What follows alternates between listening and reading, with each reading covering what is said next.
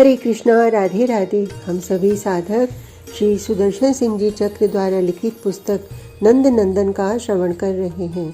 आज का प्रसंग है भास्वरा भाभी। माँ रोहिणी मथुरा को। मैं ब्रिजराज के बड़े भाई की पुत्र वधू हूँ।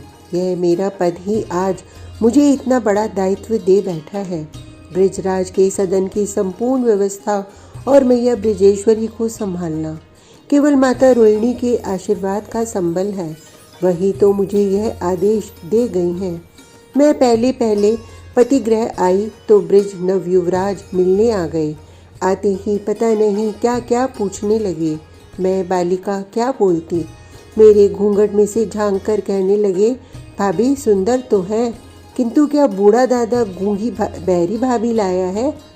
बूढ़ा दादा, मुझे बुरा लगा पति के लिए यह संबोधन, किंतु पता लगा कि उनके सब सखा स्नेह से सम्मान से उन्हें यह कहते हैं। वे अत्यंत सीधे हैं। कुछ कहते हैं तो मुझसे भी ऐसे स्वर में कहते हैं जैसे अनुरोध कर रहे हों, लेकिन इतना कम बोलते हैं, इतना सोचकर बोलते हैं कि उनकी बात सब मेरा पूज्य ससुर तक आदेश के समान स्वीकार कर लेते हैं। मुझसे ही उस समय बोले, तुम इस कन्हई से संकोच न करती तो अच्छा होता। मुझे हंसी आ गई।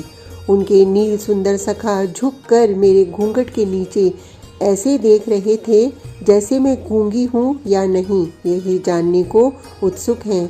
मैंने धीरे से कहा, तुमको मैं गूंगी लगती हूँ। वे तो ताली बजाकर कूदने लगे, हंसने लगे। भाभी हंसनी के समान कूजती है। मेरा नाम उसी समय छोटा कर दिया उन्होंने, भाभी, और तभी से उनके सब सखाओं के लिए मेरा यही नाम हो गया। अन्यथा बड़ों की तो मैं बहू लाली हूँ, नाम तो मेरा कोई लेता नहीं है। यहाँ हमारे ब्रज में सबको देना ही देना आता है, कोई अपने लिए कुछ चाहता ही नहीं। सब दूसरों को ही सुख सुविधा सम्मान देने को सचिंत रहते हैं, लेकिन कोई यह दिखलाता नहीं। सब दिखलाते यही हैं कि वे स्वयं अपने लिए ही सब कुछ करते हैं। सबसे अद्भुत मेरे मयूर मुकुटी देवर सुधा स्वाद मधुर फल लेकर आते थे और कहते थे, भाभी आज तेरे दांत खट्टे करूँगा, तुझे यह फल अभी खाना पड़ेगा। मैं कितना भी संकोच करूं, वे कहाँ मानते थे। सास जी भी उनका ही साथ देती, कह देती थी, बहू लाली खा ले, ऐसा दुलारा देवर संसार में बड़े भाग्य से मिलता है। हाय, अब तो उनकी यही बातें हृदय को टूक टूक करती हैं। मुझे उन्होंने शीघ्र अंतरंगा बना लिया। उनके कोई सखा रूठ जाए तो मुझसे पूछते कहलाते, वन में क्या क्या हुआ सब सुनाते प्रतिदिन।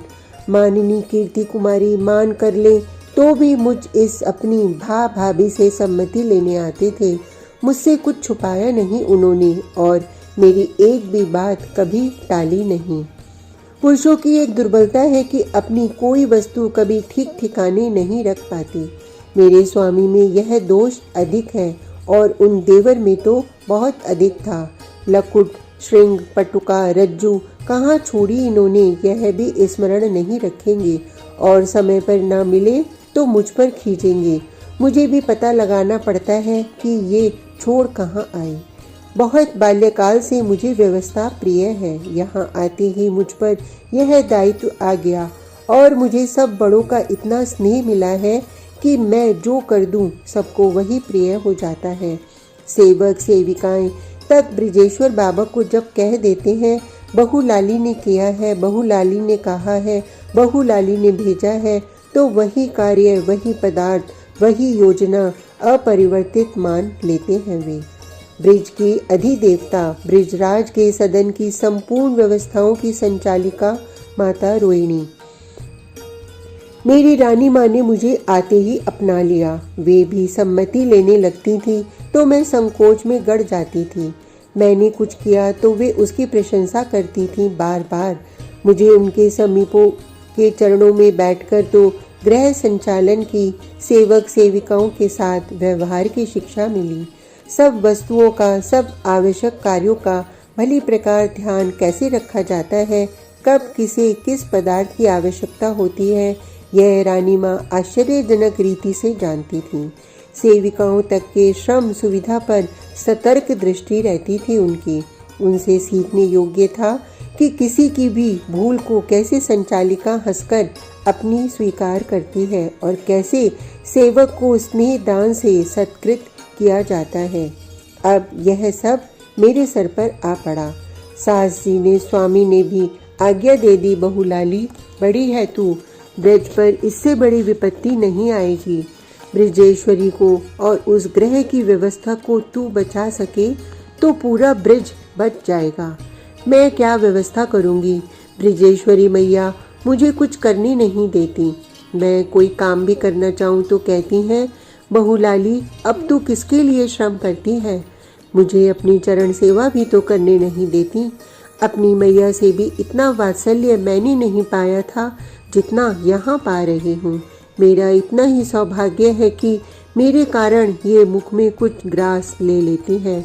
मैं जब कह देती हूँ माँ तुम नहीं खाओगी तो मैं नहीं खा सकती, तब मेरे करों का ग्रास लेना मना नहीं कर पाती हैं।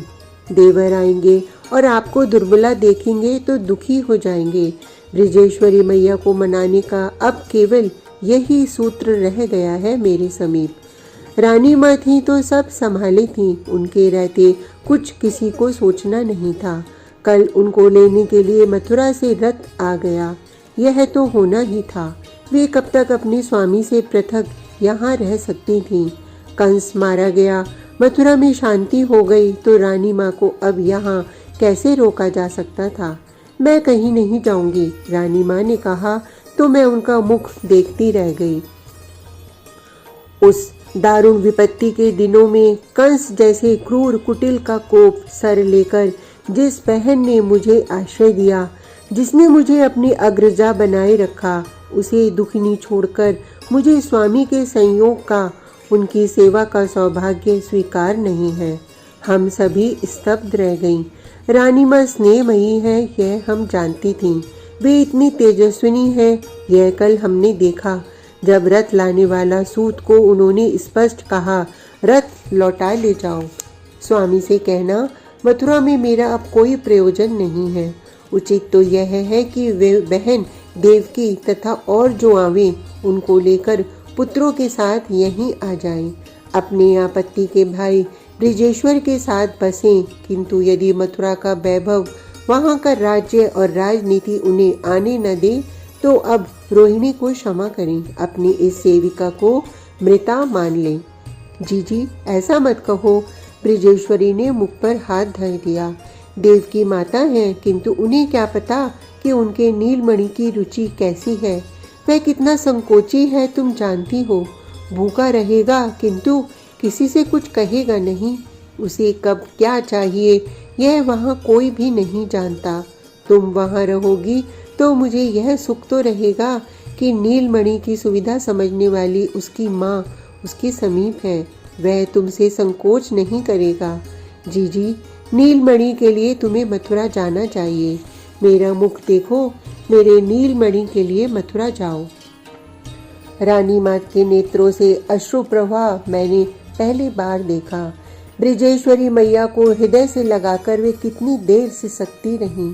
बहुत देर में अपने को स्थिर कर सकी और तब बोली, बहन तुम्हारी बात ही उचित है। रोहिणी के ललाट में सृष्टिकर्ता ने तुम्हारे सामप्य का सुख नहीं लिखा। सब सुखी हो, मुझे नीलमणि के लिए मथुरा रहना चाहिए। सारथी को उन्होंने कह दिया कि वह प्रातः प्रस्थान करेंगी। मुझे अंक में लेकर बार बार समझाती रहीं कि मुझे कब क्या करना है, किस सेवक सेविका अथवा संबंधी के साथ कैसे व्यवहार करना चाहिए, किन विशेष अवसरों के लिए क्या क्या करना आवश्यक होता है, कितने पदार्थ कहाँ है भवन में अथवा आवश्यकता होने पर कहाँ से प्राप्त होते हैं। रानी माँ का यह विवरण समाप्त नहीं होना था, किंतु अवकाश कहाँ था। हमारे यहाँ और बरसाने में सभी को तो मिलना था। रानी माँ के स्नेह ने सबको ही अपना कर रखा था। वे सभी की अपनी थीं। किसी अपने घनिष्ठ स्वजन को इस प्रकार विदा करना, पता नहीं पुनः कब मिलना हो, कितना कष्टप्रद होता है। सब बड़े बूढ़ों को, वृद्धाओं को, ऋषि मुनियों को और विप्र पत्नियों को भी रानी माँ से मिलना था। सबको वे सम्मानित करती रहीं, सबकी यथोचित अभ्यर्थना करती रहीं। सबको उनके आने के पश्चात कल ब्रजेश्वरी ने मुझे लेकर उचित उपहार अर्पित किए। सबके आशीर्वाद, सबके उपहार सविनय स्वीकार किए माँ ने।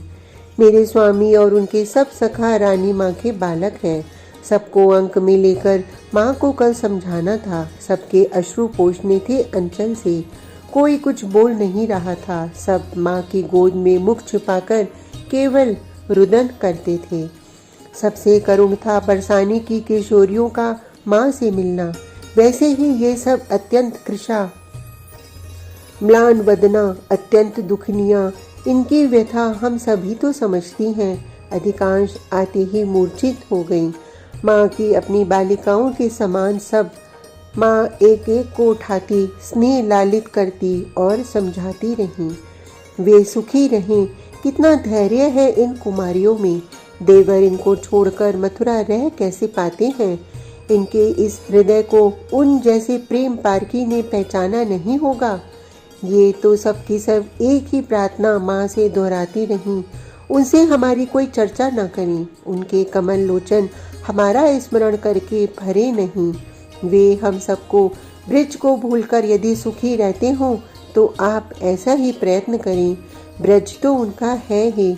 उनको जब ब्रज की सेवा अपेक्षित होगी, यहाँ का सौभाग्य सूर्य उदय होगा, किंतु उनको किंचित भी यहाँ के स्मरण से कोई अभाव न खटके।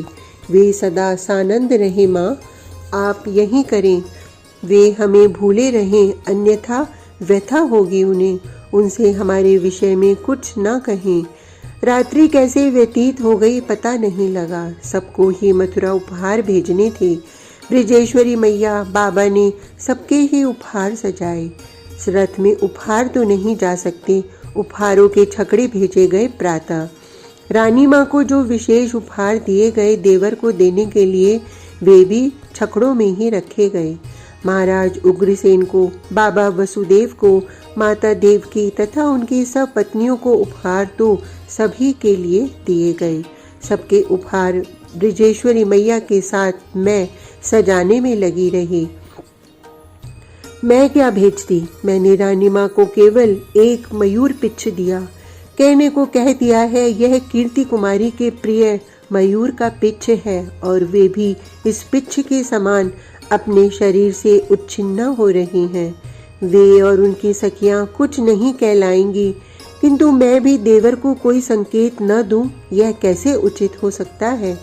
रानी माँ सबके संदेश सुना देंगी, सबकी वस्तुएं दे देंगी। बड़ी प्रबुद्ध स्मृति है माँ की। माँ कभी कुछ भूलती नहीं है, किंतु माँ बहुत व्याकुल थी विदा होते समय। रथ से बार बार माँ उतरी। हम सबको, बरसाने की किशोरियों को बार बार अंक से लगाकर समझाया। ब्रजेश्वरी मैया को अंकमाल दी। मेरे स्वामी और उनके सभी साथी वन में दूर तक रथ को पहुंचाने दौड़ते गए हैं। गोप गए हैं साथ, पर हम सबको ग्राम सीमा से लौटना पड़ा है। बहुलाली, मेरा आशीर्वाद और मेरे सब पुण्य तेरे साथ है। मेरी यशोदा बहन को और ब्रिजराज के ग्रह को संभाले रहना। रानी माँ का यही आशीर्वाद मेरा संबल है जो उन्होंने जाते समय दिया है। उनका यही आदेश मेरा जीवन व्रत है। आज का प्रसंग इतना ही। कल तक के लिए हरे कृष्णा, राधे राधे।